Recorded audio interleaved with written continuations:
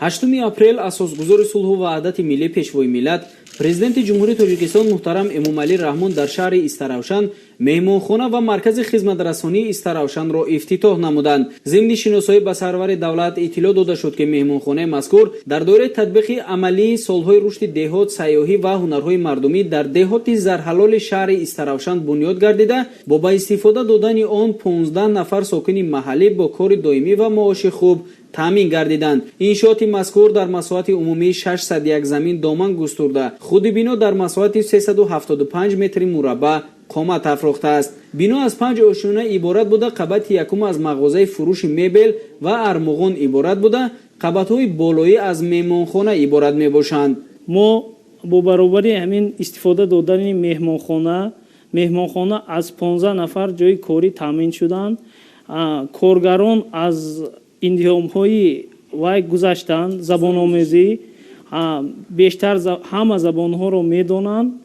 мо дар хизмат ҳамавақт омодаем. ман миннатдории худамро ба пешвои миллат муҳтарам Эмомалӣ Раҳмон мерасонам. мо бародарон хурсанд ҳастем, ки ҳамин хел пешвои миллат дорем. ҳамавақт дастгирии мо соҳибкорон ҳастанд.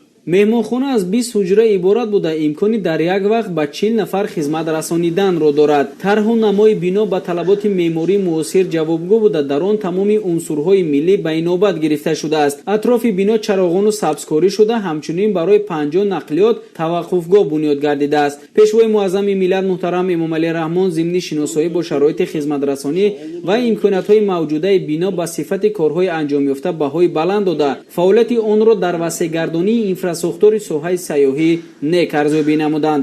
меҳмонхонаи Истаравшан яке аз меҳмонхонаи бо замонавӣ сохта шудааст. барои хизматрасонӣ албатта мо мутахассисоне ки таҷриба доранд, бо забонҳои хориҷӣ сухан гуфта метавонанд, онҳоро ба кор ҷалб мекунем. барои беҳтар кардани сифати хизматрасонӣ албатта ҳаракати худро равона карда истодем. имрӯз хушбахтона баъд аз соҳибихтиёр шудани давлати мо соҳибкорӣ низ рӯй ба тараққӣ гузоштааст ва аз он ҷумла тамоми соҳибкороне ки дар шаҳри Истаравшан ва тамоми миқёси ҷумҳурӣ ҳастанд аз дастгириҳои ҳукумат истифода бурда ва хурсандона кори худро пеш бурда истоданд. имрӯз меҳмонхона ки яке аз қисмҳои инфрасохтори рушди сайёҳӣ ба ҳисоб меравад, дар инҷо қомат афрохт ва мо хеле хурсанд ҳастем, ки ин гуна биноҳо дар шаҳри мо зиёд шуда истодаанд.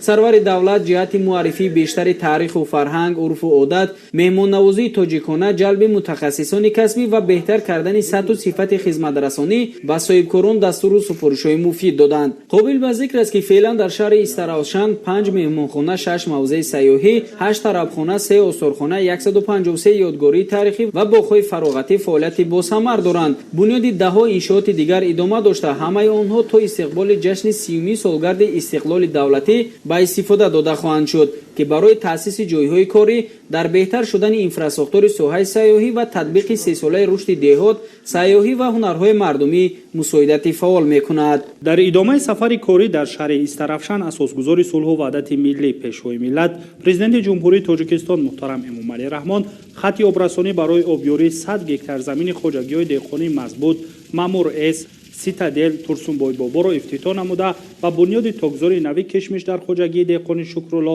оғоз бахшиданд.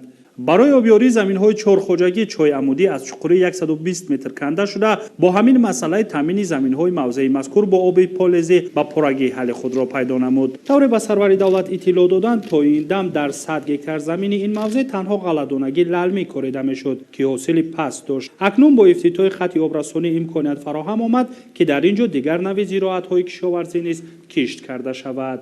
заминҳои хоҷагиҳои деҳқонии Мазбут, Маъмур С, Ситадел ва Турсунбой Бобо аз рӯи баҳогузории олимони соҳа серҳосил буда, бо дастрас гардидани оби полезӣ имконият аст, ки аз ҳар гектари он ба ҳисоби миёна то 700 сентинер пиёз, 300 сентинер картошка ва аз 20 то 40 сентинер ғалладонагӣ ҷамъоварӣ шавад. обёрӣ гардидани заминҳои мазкур дар доираи дастуру супоришҳои роҳбари давлат амалӣ гардида хоҷагидорон азм доранд ки бо риояи қоидаҳои агротехникӣ истеҳсолотро зиёд намуда ба ҳамин васила дар таъмини амнияти озуқавории мамлакат сами бештар гузоранд. иттилоъ дода шуд ки ба хотири беҳтаргардонии ҳолати мелиоративии заминҳо дар давоми бештар аз 2 соли охир дар шаҳр 659 адад чой амудӣ канда шудааст. танҳо дар ҳудуди хоҷагии деҳқонӣ деҳаи ҷарқурғон 5 чой амудӣ мавриди истифода қарор гирифтааст ки ба ин васила заминҳои кишоварзӣ бо оби полезӣ таъмин гардиданд. пас аз ифтитоҳи хати обрасонӣ президенти ҷумҳурии Тоҷикистон муҳтарам Эмомалӣ Раҳмон дар ҳамин ҷо бо шинодани ниҳоли ток ба бунёди токзори нави кишмиш дар хоҷагии деҳқонии Шукрулло оғоз бахшиданд.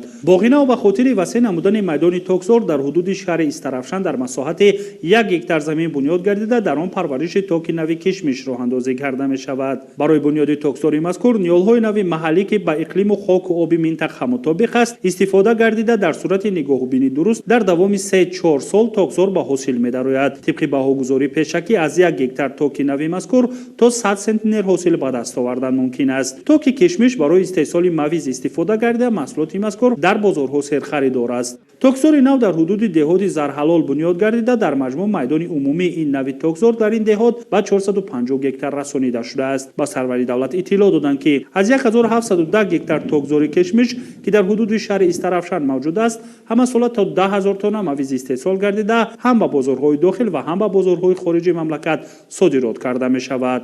зимни боздид президенти ҷумҳурии Тоҷикистон муҳтарам Эмомалӣ Раҳмон барои нигоҳубини дурусти токзори нав ба масъулину хоҷагидорон дастуру маслиҳатҳои муфид доданд.